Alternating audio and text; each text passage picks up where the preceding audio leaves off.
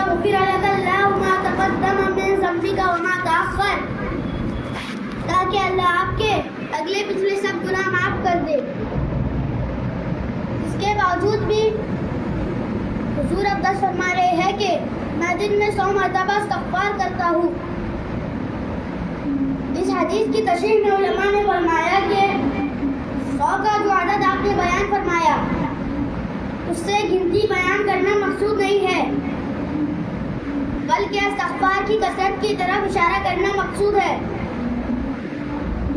پھر اس حدیث میں استغفار کرنے کی وجہ بھی بیان فرما دی کہ میں اتنی کثرت سے استغفار اس لیے کرتا ہوں کہ کبھی کبھی میرے دل میں بھی بادل سا چھا جاتا ہے، یعنی کبھی کبھی بتقاضۂ بشریت ایک نبی کے دل میں بھی خیالات اور وساوس پیدا ہو سکتے ہیں۔ کوئی عالم بھی نہیں کہ اور تقویٰ کے کتنے بلند مقام تک پہنچ جائے لیکن گناہوں کی دھمکیوں سے نہیں بچ سکتا۔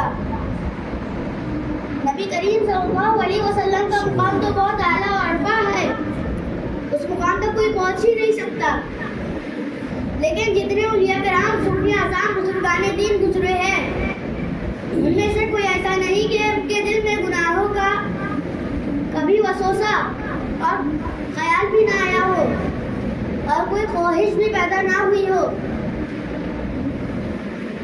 لہذا گناہوں کی جھلکیاں تو بڑوں کو آتی ہے، البتہ فرق یہ ہوتا ہے کہ ہم جیسے غافل لوگ گناہ کی ذرا سی جھلکی پر ہتھیار ڈال دیتے ہیں اور گناہ کا ارتکاب کر لیتے ہیں، لیکن جن لوگوں کو اللہ تعالیٰ توفیق عطا فرماتے ہیں ان کو بھی گناہوں کے خیالات اور وساوس آتے ہیں اور دل میں گناہوں کی خواہش پیدا ہوتی ہے، لیکن اللہ تعالیٰ کی فضل اور مجاہدے کی برکت سے وہ کمزور ہو جاتے ہیں اور ہمارے اوپر غالب نہیں آتے، جن کا نتیجہ یہ ہوتا ہے کہ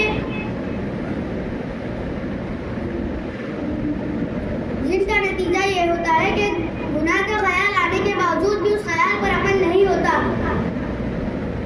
لہذا رسوم و طریقت کے بارے میں یہ نہیں سوچنا چاہیے کہ اس پہ قدم رکھنے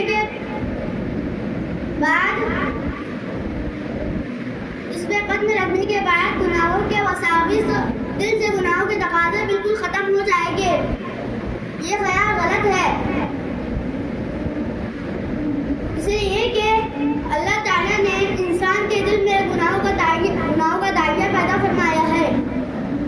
قرآن کریم میں ارشاد ہے وَأَلْهَمَهَا فُجُورَهَا وَتَقْوَاهَا، یعنی ہم نے انسان کے دل میں گناہوں کا تقاضا پیدا فرمایا ہے اور تقوی کا تقاضا بھی پیدا فرمایا ہے۔ اسی میں تو امتحان ہے کہ اگر انسان کے دل سے سارے تقاضے ختم ہو جائے اور فنا ہو جائے تو گناہوں سے بچنے میں انسان کا کیا کمال ہوا؟ اب تو نہ نفس سے مقابلہ ہوا اور نہ شیطان سے مقابلہ ہوا، تو بھی جنت کس کے بدلے ملے گی؟ بلکہ جنت تو اسی بات کا انعام ہے کہ دل میں گناہوں کا داغیہ پیدا ہو رہا ہے، لیکن انسان ان کو شکست دے کر اللہ تعالیٰ کے خوف اور خشیت اور اللہ کی عظمت اور جلال سے ان تقاضوں پر عمل نہیں کرتا، تب جا کر انسان کا کمال ظاہر ہوتا ہے۔ شیخ سعدی رحمۃ اللہ علیہ فرماتے ہیں کہ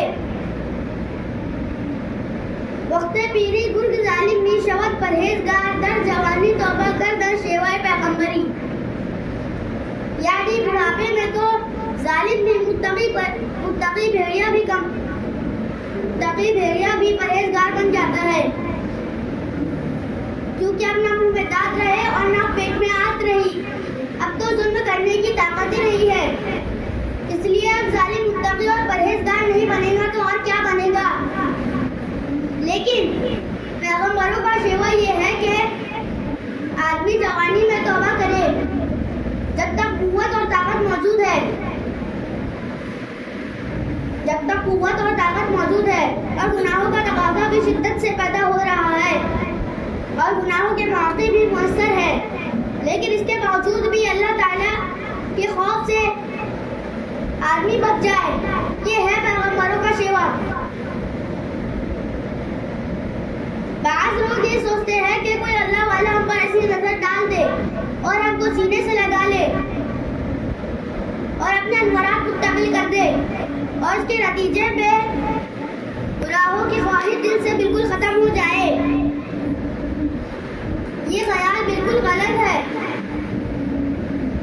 کیونکہ اگر ایسا ہوتا تو دنیا میں کوئی کافر باقی نہ رہتا، کیونکہ تصرفات کے ذریعے ساری دنیا مسلمان ہو جاتی.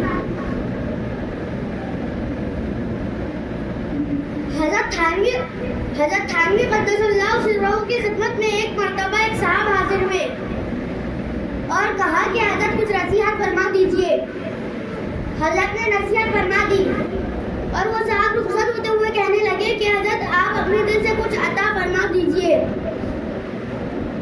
حضرت نے جواب میں فرمایا کہ سینے میں سے کیا دوں، میرے سینے میں تو بلغم ہے، چاہیے تو لے لو.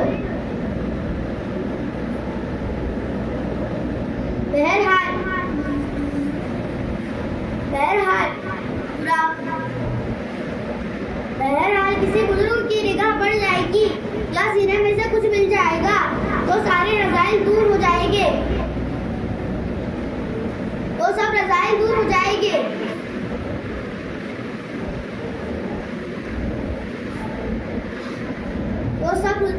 سب رذائل دور ہو جائیں گے. یہ خیال بالکل غلط ہے. یہ خیال استو محال استو جنون. البتہ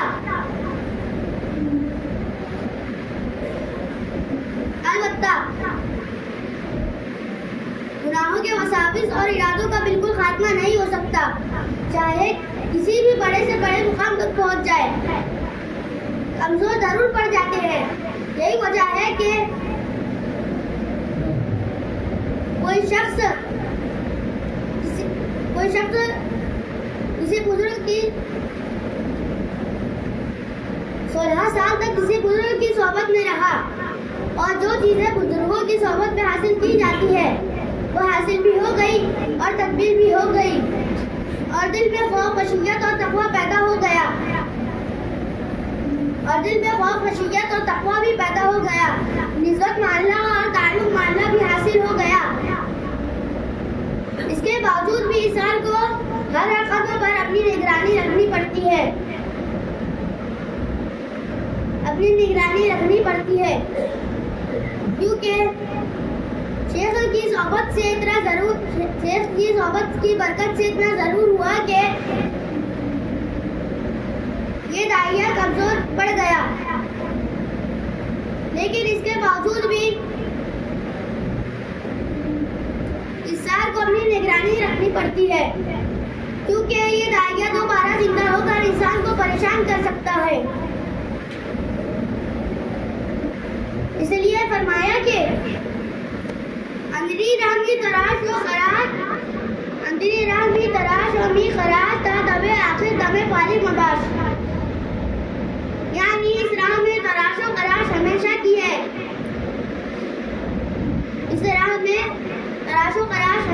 ہے. حتیٰ کہ آخری سانس تک غافل ہو کر مت بیٹھنا، کیونکہ یہ نفس دوبارہ زندہ ہو کر انسان کو دھوکہ دے سکتا ہے. اسروی میں مولانا رومی رحمۃ اللہ علیہ نے ایک قصہ لکھا ہے کہ ایک لکڑہارا تھا جو جنگل سے جا کر لکڑیاں کاٹ کر لایا کرتا تھا اور انہیں بازار میں بیچ دیا کرتا تھا. ایک مرتبہ لکڑیاں کاٹتے وقت لکڑیوں کو کاٹ لایا اور لکڑیوں کے ساتھ ایک بڑا سانپ بھی لپیٹ لایا، لیکن اس کو پتہ نہ چل سکا. جب گھر پہنچا تو دیکھا کہ ایک سانپ بھی آ گیا ہے، البتہ اس میں جان رہی تھی. ایسا معلوم ہو رہا تھا کہ وہ سانپ مردہ ہے. اس لیے لکڑہارے نے اس پر کوئی خاص توجہ نہ دی، وہیں گھر میں رہنے دیا. لیکن جب اس کو تکلیف پہنچی تو اس نے آہستہ آہستہ دیکھنا شروع کر دیا. لکڑہارا غفلت میں لیٹا ہوا تھا. سانپ نے جا کر اس کو ڈس لیا. اب گھر والے پریشان ہو گئے کہ یہ تو مردہ سانپ تھا, ایک ایسے زندہ ہو کر ڈس لیا. یہ قصہ نقل کرنے کے بعد مولانا رومی رحمۃ اللہ علیہ فرماتے ہیں کہ انسان کے نفس کا بھی یہی حال ہے. جب کوئی انسان کسی اللہ والے کی صحبت میں رہ کر مجاہدات اور ریاضت کرتا ہے تو اس کے نتیجے میں یہ نفس کمزور پڑ جاتا ہے اور ایسا معلوم ہوتا ہے کہ یہ اب مردہ ہو چکا ہے, لیکن حقیقت میں وہ مردہ نہیں ہوتا. اگر انسان اس کی طرف سے غافل ہو جائے تو کسی وقت بھی زندہ ہو کر ڈس لے گا.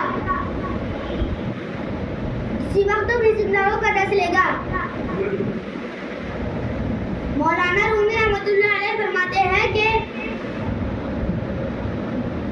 نفس از دہا است مردہ است از غمے بے آلتی افسردہ است. یعنی یہ انسان کا نفس ازدہا کے مانند ہے, ابھی مرا نہیں ہے. چونکہ تجھ پر مجاہدے اور کیا سبزے کرنے کی چھوٹی پڑی ہے, اس لیے یہ افسردہ پڑا ہوا ہے, لیکن کسی وقت بھی زندہ ہو کر ڈس لے گا.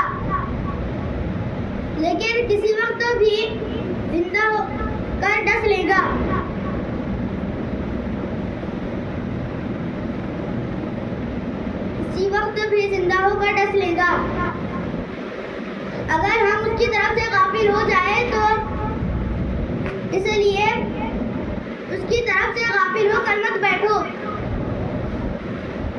اللہ تعالیٰ نے دو زہریلی چیز پیدا فرمائی ہے, نفس اور شیطان دو زہریلی چیز پیدا فرمائی ہے جو انسان کو پریشان اور خراب کرتی ہے اور جہنم کے عذاب کی طرف لے جانا چاہتی ہے. اسی طرح دونوں کا تریاق بھی بڑا زبردست پیدا فرمایا ہے, اور وہ اللہ تعالیٰ کی حکمت سے بات بڑی تھی کہ زہر تو پیدا فرما دیتے لیکن اس کا تریاق پیدا نہ فرماتے, اور وہ تریاق اتنا زبردست ہے کہ فوراً اس زہر کا سارا اثر ختم ہو جائے گا, اور وہ تریاق ہے استغفار توبہ. لہذا جب بھی تمہیں انسان کے نفس کا ہی سب ڈسے یا اس کے ڈسنے کا تمہیں اندیشہ ہو تو ترنت اس تریاق کا استعمال کرتے ہوئے کہو کہ استغفر اللہ ربی من کل ذنب واتوب الیہ. یہ تریاق اس زہر کا سارا اثر ختم کر دے گا. جو بیماری یا زہر اللہ تعالیٰ نے پیدا فرمایا ہے اس کا تریاق بھی پیدا فرمایا ہے. وآخر الدعوانا الحمد للہ رب العالمین.